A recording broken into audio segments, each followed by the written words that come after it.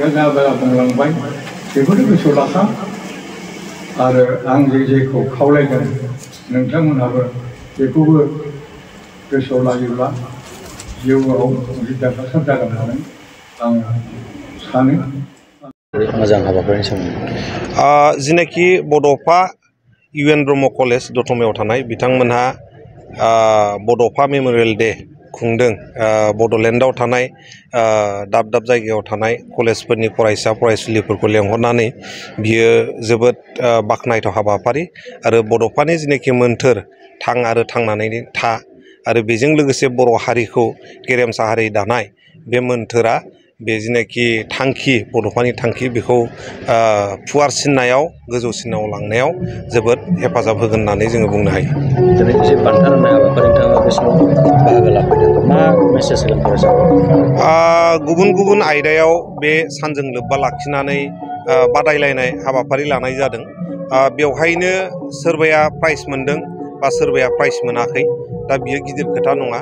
नाथाय बिथांमोनहा जे फैनानै दिनै बेवहाय बाहागो लाफैबाय, बाहागो लानायानो जोबोद गिदिर खोथा आरो प्राइज मोनैखौ लानानै रावबो निराश बा गोसो गाज्रि मोननो नाङा।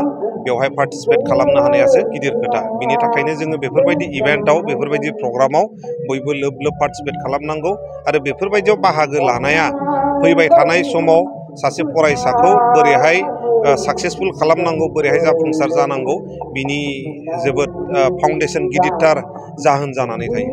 आथिखालनि मुगायाव सोलोंथाइजों लोगोसे गेलेनाय बिथिङाबो जौगानांसिगौ होनना मा बुंनो लायमोन? जेराव बड'फाया बुंदों बर' हारिखौ गेरेमसा हारि दानायनि खोथा, जोङो बेखौ जुदि गमामायैनो मोगथां महराव होनांगौबा जोंनि फरायसा फरायसुलि बिथांमोनजों लोगोसे जोङो गासैबो बर' हारिया जोङो जाय जेरावखि थाया मानो हारिनि फारसे अनफावनाय आरो खामानिखौ जोङो मावनांगोन। जोङो फिल्डआव प्रेक्टिकेलि खामानिखौ मावनांगोन। बिथांनि मोन्थोरखौ सिगाङाव लानानै थांनायाव जोङो खामानि मावनांगोन। अब्लानो जिनाखि सिमां बियो जाफुंसार जागोन।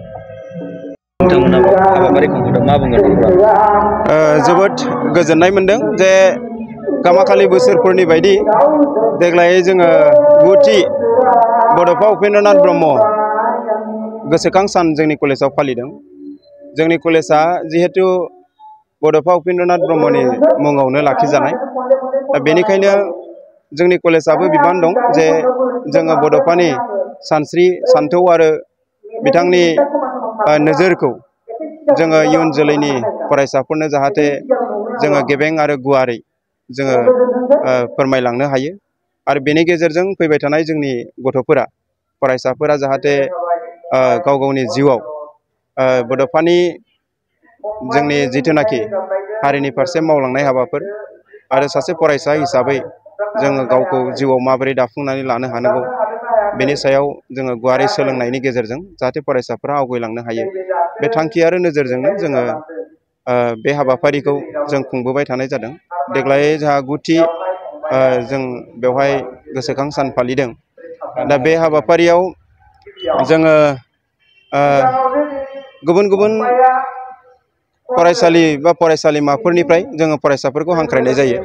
देग्लाय नाथाय एसे उसुबिदा जादों। उसुबिदाया बेनो जे माखासे कलेजफोरा जिहेतु सेसनेल एग्जाम जाबाय, इन्टारनेल एग्जाम जाबाय, बेनि थाखाय देग्लाय गासै मोन 12 कलेजफोराल' बेवहाय बाहागो लानो हादों। फारियै बेंटलनिफ्राय बेंटल कलेज, बेनिफ्राय बासुगाव कलेज, बिजनि कलेज आरो गुबुन गुबुन कलेजफोरखौ लाफानानै देग्लाय जोङो खुब गाजा गोमजायै सानथामनि हाबाफारिजों जों खुंदों।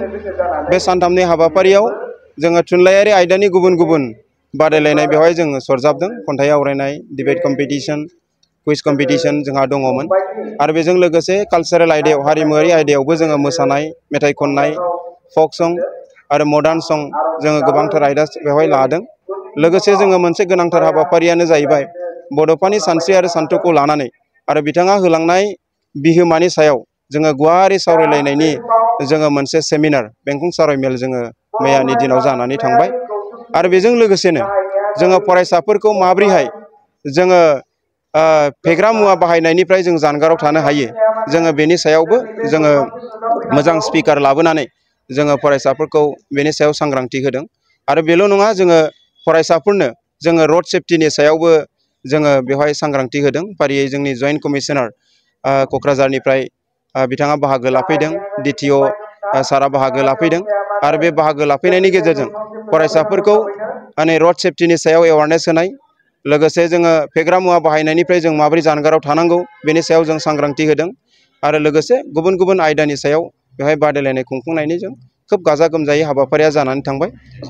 दिनै जोबथा सान आरो बे जोबथा सानाव जोङो गाहाय आलासि महरै जोंनि पितृ स्वरुप जोंनि बर' थुनलाइ आफादनि आफादगिरि, जोंनि बयनिबो मानिजाथाव फुजिजाथाव जोंनि प्रफेसार सुरत नार्जारि सारखौ जोङो गाहाय आलासि महरै जों बेवहाय मोनफैनो हादों आरो सारा गथ'फोरजों सावरायलायनानै जोबोद रंजानाय मोनदों आरो गथ'फोराबो जोङो थुलुंगा मोनदों आरो लोगोसे बे हाबाफारियावनो जोङो अनारेबल चिफ सारनि OSD, लोगोसे आसाम फुटबल एस'सिएशननि नेहाथारि डक्टर सांग्रां ब्रह्म सार बिथाङाबो बाहागो लाफैदों आरो फरायसाफोरखौ गोबांथार थुलुंगा होलांदों आरो लोगोसे जोंनि गेजेराव जोंनि